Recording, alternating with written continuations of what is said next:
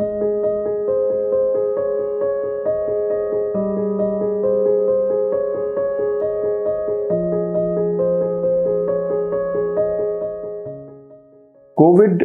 से बचाव के लिए दुनिया भर में बहुत सारी वैक्सीन्स ज़ेर इस्तेमाल हैं।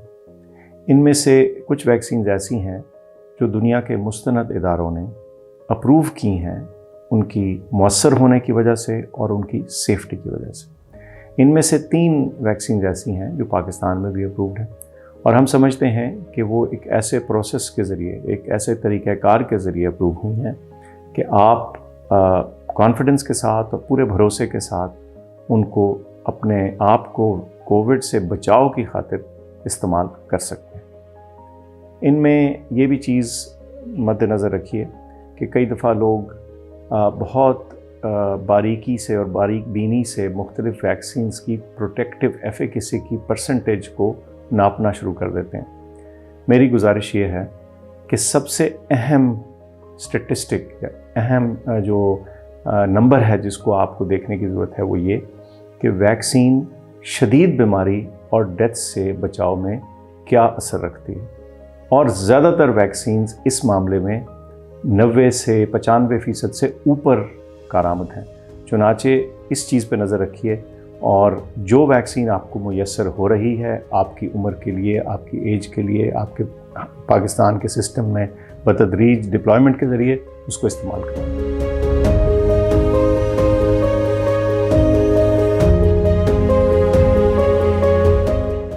इस वक्त वैक्सीन्स का अप्रूवल तमाम एडल्ट्स के लिए है। एडल्ट से मुराद ये कि 18 साल से उम्र के वो तमाम लोग जिनको कोविड लगने का ख़तरा हो सकता है, जो आजकल की दुनिया में हर कोई है, उनके लिए ये अप्रूव की गई हैं। इसमें कोई ख़ास पाबंदी या बंदिश नहीं है।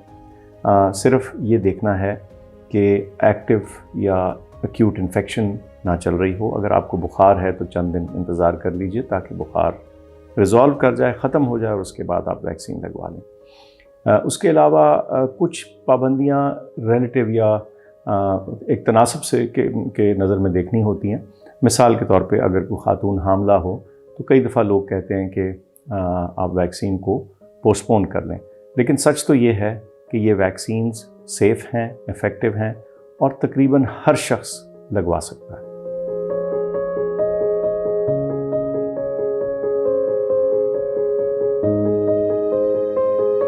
जिनको शुगर है या ब्लड प्रेशर है या कोई दीगर मर्ज़ है, उनका कोविड के ज़रिए बीमार होने के बाद रिस्क या ख़तरा और भी ज़्यादा होता है। तो मैं समझता हूँ कि ना सिर्फ कि उनको बिल्कुल लगवा लेनी चाहिए, उनके लिए वैक्सीन लगवाना और भी ज़्यादा अहम है।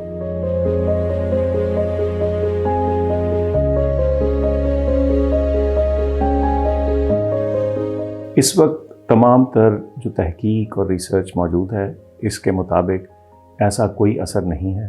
आप बेफिक्र हो के वैक्सीन लगवा सकते हैं। सिर्फ ये एहतियात रखिए कि अपनी जो नॉर्मल शुगर के कंट्रोल की दवाएं इस्तेमाल कर रहे हैं वो इस्तेमाल करते रहें।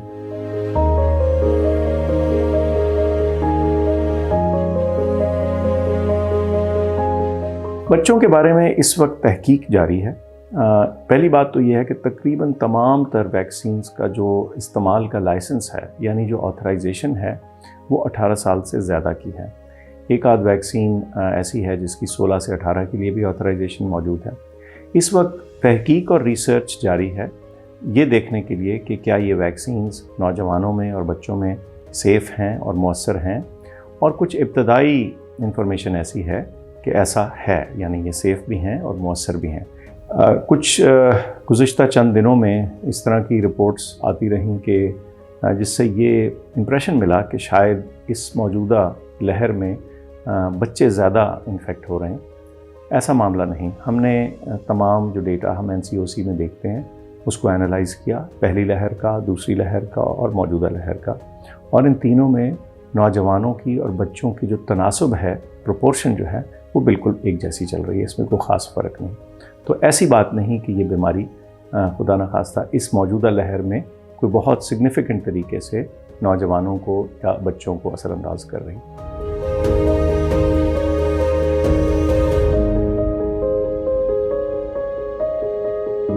ये दुनिया भर में देखा गया है कि वैक्सीन लगाने के बाद आमतौर पे पहली या दूसरी डोज़ के बाद लोग कतई बेहतियाती इख्तियार कर लेते हैं, और स्टेटिस्टिकली ये देखा गया है कि जब लोग ये एहतियाती करते हैं तो उनको मर्ज़ लाहक होने का, यानी बीमारी लगने का, कोविड की इन्फेक्शन होने का ख़तरा कायम रहता है, बल्कि बढ़ जाता है। वो इसलिए नहीं कि वैक्सीन नहीं काम कर रही, वो इसलिए कि वैक्सीन लगाते ही एक फॉल्स सेंस ऑफ सिक्योरिटी, यानी एक लोगों को ख्याल हो जाता है कि अब हमें कुछ नहीं हो सकता।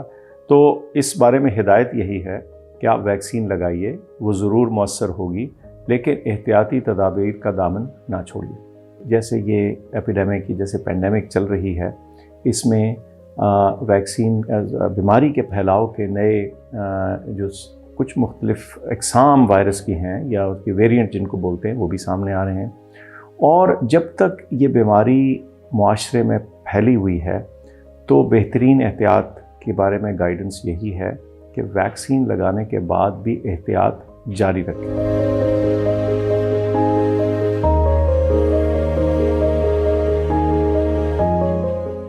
मैं ये कहना चाहता हूँ कि ये वैक्सीन्स हमारे लिए इंतहाई अहम हैं दो हिसाब से। एक, हमारी इनफरादी तौर पे प्रोटेक्शन के लिए, अपनी ज़ात के लिए, क्योंकि आपने देखा कि ये बीमारी ख़तरनाक साबित हो सकती है, तो उस सूरत में अपने आप को उस ख़तरे से बचाव के लिए ये वैक्सीन बहुत ज़रूरी है।